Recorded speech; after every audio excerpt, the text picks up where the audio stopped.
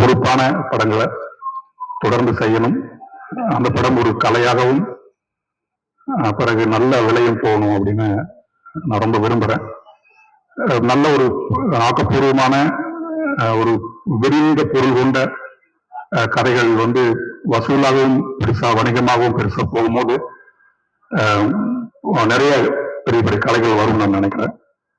வெறும் வசூலுக்காக ஒரு திரைப்படம் இல்லாம நல்ல ஒரு கலை வசூலாக மாற வேண்டும். அதற்கு நாம ஒரு பக்கம் பார்வையாளர்களையும் தயார் செய்ய வேண்டியிருக்கு.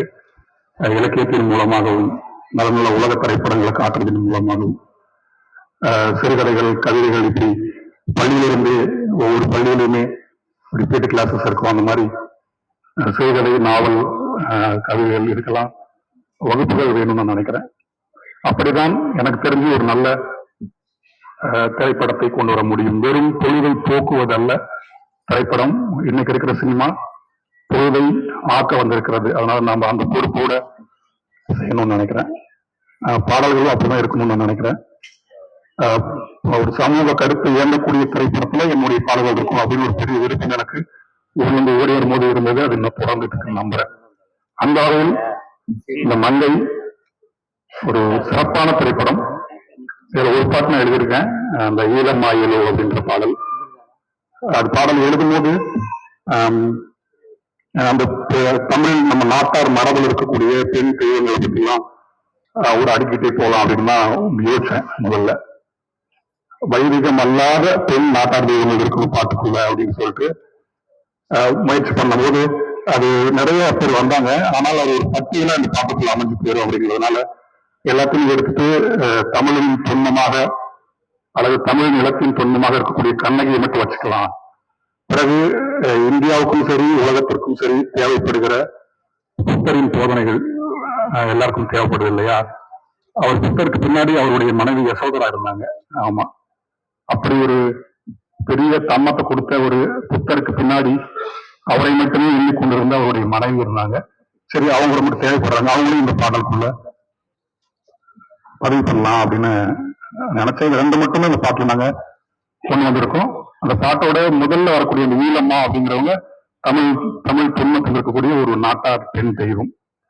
அது அந்த பாடல் முழுக்கவே பெண் தெய்வங்களின் அடிப்படையிலும் வாழ்ந்து கொண்டிருக்கக்கூடிய எளிய பெண்களின் பாதையிலிருந்தும் அந்த பாடல் எழுதப்பட்டிருக்கிறது. படம் வந்த பிறகு இந்த பாடல் நல்லா உங்களுக்கு புரியும் அப்படின்னு நான் நினைக்கிறேன். மேலும் இந்த படத்துல எழுதின அண்ணன், ரெண்டு அண்ணன் இருக்காங்க, யுகபாரதி அண்ணன், கபிலன் அண்ணன், அப்புறம் நண்பன் விவேக். ரொம்ப மகிழ்ச்சியா இருக்கு, அவங்களாம் பார்க்கணும்னு நினைச்சேன்.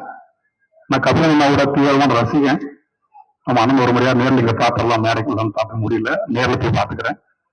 அப்புறம் ப்ரொடியூசர் சாருக்கு ரொம்ப மகிழ்ச்சி வாழ்த்துக்கள் அவருக்கும். அப்புறம் கதாநாயகனுக்கு ஆமா சிறப்பா ஒரு இன்னைக்கு ஒரு கமல் சார்னு பார்த்தா நமக்கு ஒரு மண்டக்குழு வருது இல்லையா? நடிகராகவும் தன்னுடைய திரைப்படங்களுக்குள்ள தொழில்நுட்பங்களை கொண்டு இறக்கி நிறைய திரைக்கதை வடிவங்களை நமக்கு அறிமுகப்படுத்தி இப்படி ஒரு ஒரு ஒரு இன்ச்சு மேல கொண்டு போறாரு இல்லையா? அந்த மாதிரி நண்பரும் நிறைய துறையில கத்துக்கணும், நிறைய நுட்பங்களை கத்து பெருசு பெருசா வரணும்.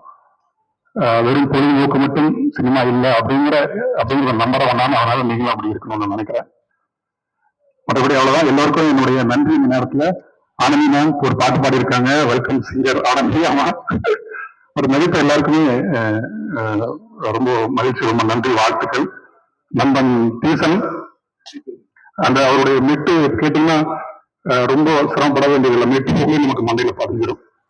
வழக்கமா ஒரு 4 முறை 5 முறை ஒரு மெட்டை கேட்டு அதை மனசுக்குள்ள வச்சுக்கிட்டு பிறகு எழுதுறது உண்டு. டீசனோட மெட்டு அப்படி இல்லை. அது கேட்ட மாத்திரத்திலே உள்ள உந்தி அதுவாகவே சொற்களை உள்ள இருந்து பிடிங்கி எடுத்து போட்டுரும். அது ரொம்ப எளிமையான மெட்டு. டீசனும் தன்னுடைய இசை போலவே எளிய கரை வடியாத கரப்டாகாத ஒரு நோட்ஸ். ஆமா, அது அப்படியே கடைசி வரைக்கும் இருக்கணும்னு நான் நினைக்கிறேன். மனிதனாக இருந்து அந்த மனிதனுக்குள்ளிருந்து என்னுடைய இசை வரட்டும், வேற ஏதோ ஒன்றாகி அந்த இசை வர வேண்டாம். ஆமா, அகந்தை கரைந்து அகத்தின் பொதுவாக மலர்வாய் நண்பா. இந்த நேரத்துல மங்கை திரைப்படம் மிகச்சிறந்த திரைப்படமாக வரும் எனக்கு மனசுக்கு ரொம்ப நம்பிக்கை இருக்கு. படம் வந்த பிறகு ஒவ்வொரு பாடலுடைய அர்த்தமும் புரியும். என்னுடைய அண்ணன்மார்கள் கபிலன், யுகபாரதி அண்ணா, நண்பன் விவேக், இவங்க 3 பேர் சார்பாகவும் அவங்க எல்லாருக்குமே என்னுடைய நன்றியும். என்ன சொல்றது, இந்த படத்தை நல்லா பார்த்துட்டு உங்களுடைய மனதில் இருக்கக்கூடிய கருத்தை எழுதுங்க. தென்பாரதி அண்ணா அவங்க என்னை பார்த்துருக்காங்க சின்ன வயசுல இருந்து. அதனால அன்னைக்கு பார்த்துட்டு என்னுடைய முட்டக்கண் காதலி ராம் சொன்னார். இவங்களும் வந்தது ரொம்ப மகிழ்ச்சி. அவங்களுடைய வாழ்த்துக்கள் எங்களுக்கு